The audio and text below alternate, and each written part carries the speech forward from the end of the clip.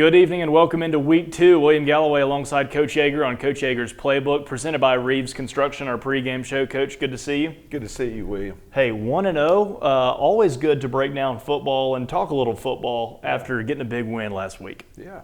Well, good game. Good solid game. The first game, you try to have make sure that all your personnel packages are on the field, your special teams and your offense, defense, and you don't have to take any timeouts or to try and correct or running people on at the last second. I think that's a lot of times a coach's worst nightmare. And then the other thing, there's no delay of game, so the game was clean. Secured the ball fairly well, and on defense, I felt like we went after the ball. So like I said, really clean football game. For a first game especially. There's always this saying that coaches say that, you improve more from the first to the second game than any time the whole year long. But anyway, that was one of the cleaner games that we've had for the first game. And it was fun to watch. Great environment in Spartan Stadium. Mountain Brook defeated Demopolis 44-7 last week, and tonight come into Parker High School to take on the Thundering Herd. Mountain Brook and Parker we'll talk about in a moment, but we look back at the game, and you and I talked post-game. There's that clip available on YouTube, but you hadn't seen the tape, right? That was just moments after the game. So when you go back and you watch the film and you kind of see adjustments to make and schematic opportunities, what did you take away from a game that was really one-sided in all areas of the game, but you're always able to learn something game to game and week to week? Yeah, the biggest thing was we were physical. I felt like that, the ball getting 11 players to the ball on defense, offense, coming off the ball and attacking. I thought that was really, really good. Pad level was good. I thought we tackled well. A lot of times the first game, that can be a challenge, and there's, always, places to improve. We have many places to improve, but there were a lot of good things too. You talk about the tackling. One of your leading tacklers was Lawson McKnight. I think we had him at 9, maybe 10 tackles, a pass breakup, and he was everywhere, really a ball hawk in the secondary. Let's talk about Lawson as a player, as a young man, as a student athlete. He just is a great competitor. Obviously played on the offensive side his junior year and comes in game 1 making all the noise on defense. Tell me about him and what a joy he is to coach and who he is as a player and also as a person. Well, he started off on defense. He was a corner and he was playing for Coach Thorson. And we were in a situation where we really needed some depth at running back and we really needed a utility back. So Coach Thorson and the defensive staff recommended him. So his junior year, we moved him to offense. And I tell you what, he did an incredible job on the offensive side of the ball. We get back into a situation where we really need a safety and somebody over there to really run the defense and be the fixer from the secondary. And Lawson was a guy from day one. And the other night, you talking about a hitter. Golly bun, he was right where he was supposed to be, doing what he was supposed to be doing, and just made some incredible plays. It's hard to, he runs like a corner and he hits like a linebacker, but all that being said, he's even a better young man, does a great job looking out for his teammates. He's a teammate first kind of guy. So anyway, he really is a joy to coach. I'll tell you one other thing too. Coach Urban brings up this story last year when he was a running back. He said there was a man that was cheering for the running back, and he thought it was Stuart Andrews' dad. But anyway, it was Lawson's dad cheering for Stuart Andrews, and that's where a lot of the team first attitude and spirit comes from. Lawson comes from great stock, great family. Absolutely. And he was exceptional on the field, and as you mentioned, great family, great player. He's our Student Athlete of the Week. You'll hear more about that in tonight's broadcast. In the second half, our Student Athlete of the Week will be coming to you later on this evening. Another guy that we want to talk about on the other side of the ball, offensive lineman Rob Shanvogel. He was a captain last week, so can you tell me a little bit about what stood out to you about Rob in the preseason to make him a captain? And then you work a lot with the offensive linemen, we know that. What makes him such a powerful left tackle and a great guy for you to have on your offensive line? Well, last year at this time, Rob had been an offensive lineman for a grand total of 1 week.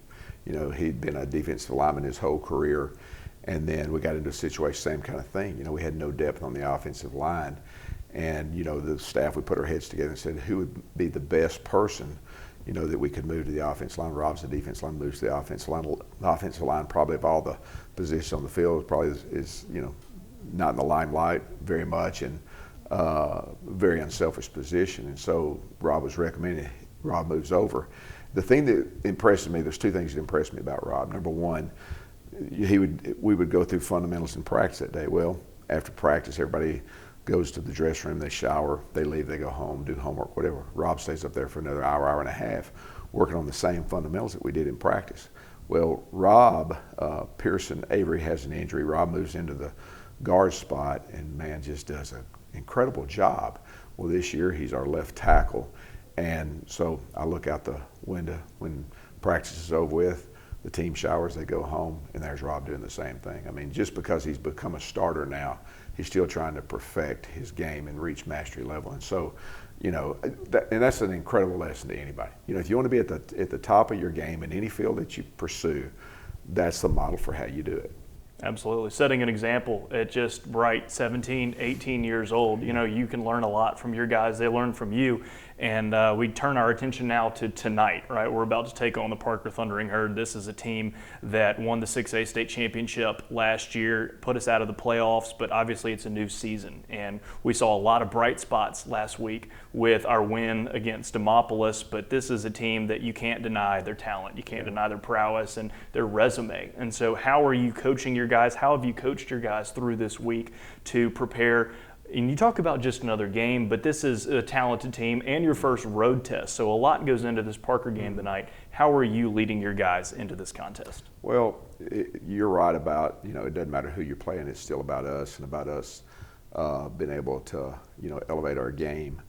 But, you know, this is great competition. Like I said, defending state champion. You know, last year, several players that signed, you know, Power 5 scholarships, and then you've got some that will this year too, again. But, you know, if you're going to play at the highest level in your classification, you better play these kind of teams to get ready. And so this game for us, number one, there will be a speed of the game that's going to be different. You know, there's going to be a physicality to the game that's going to be different.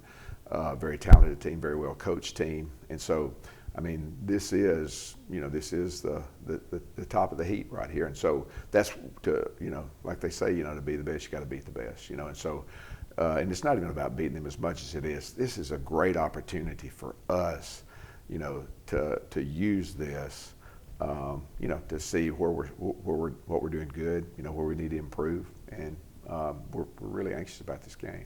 And what do you think might be that biggest step, whether it's offense, defense? You know, we talked about a near flawless game in terms of playing clean last week, but where do you want to see the biggest jump moving into tonight's contest? Well, I think the biggest thing I want to see is, you know, you hear a lot of chatter, a lot of noise outside of the game itself.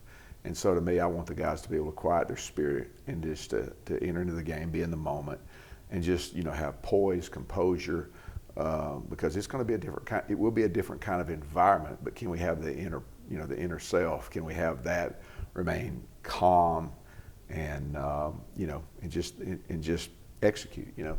Absolutely. All right, it's Labor Day weekend. This has been the Coach Yeager's Playbook pregame show presented by Rives Construction. We know a lot of people are probably joining us on the broadcast when you're out for a long weekend, so we appreciate you making Mountain Brook football a part of your Friday night on this long weekend. But, Coach, whether people are watching after the game on YouTube, whether they're watching live here on the broadcast as we get ready for this game, this is your opportunity to send a final message to them, our viewers, wherever they may be, whenever this may be taken in, but we'll let you close it out with the last word. And after Coach finishes up, we'll have some highlights of last week's win over Demopolis, produced and edited by the great Clay Yeager. Well, the last week was such a great week. You know, it was just, I'll remember, we had such a great crowd. You know, we celebrated our seniors last week.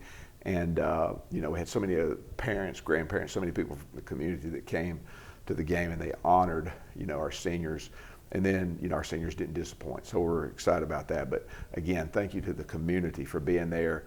And, you know, when we play other teams, everybody talks about how well we travel, you know, and because people are going to support the Mountain Brook students, regardless whether it's in academics, athletics, whatever it is. Whether it's home or away. And so thank you for that, and I know that we'll have a good showing this week.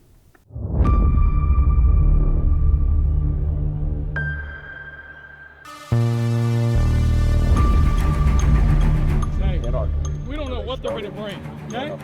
New coach, new players, new everything. Who gives a crap what they give us, okay? 3, 2. Everybody's got a plan until what? They get hit in the mouth, okay? So you take the fight, hit them in the mouth, shut them up early and often. Do it with smart football.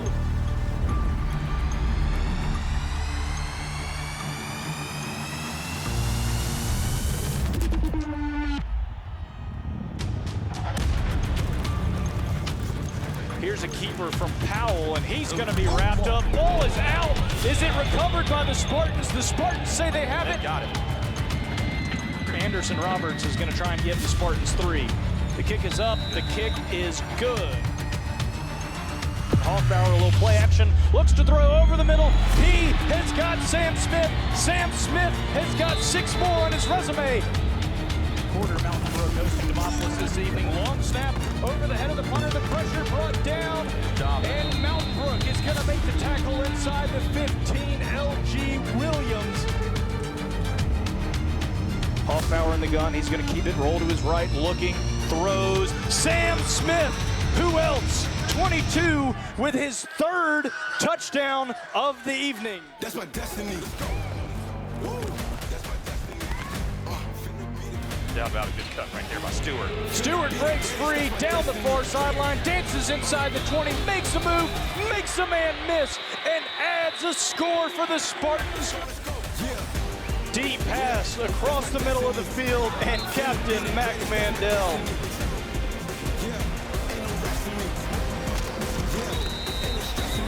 Third and 12, Hoffbauer looking. He's got Gabe Smith, and Gabe is into the end zone for his first score of the season. If you're a player, that's the Golden Green. Round off,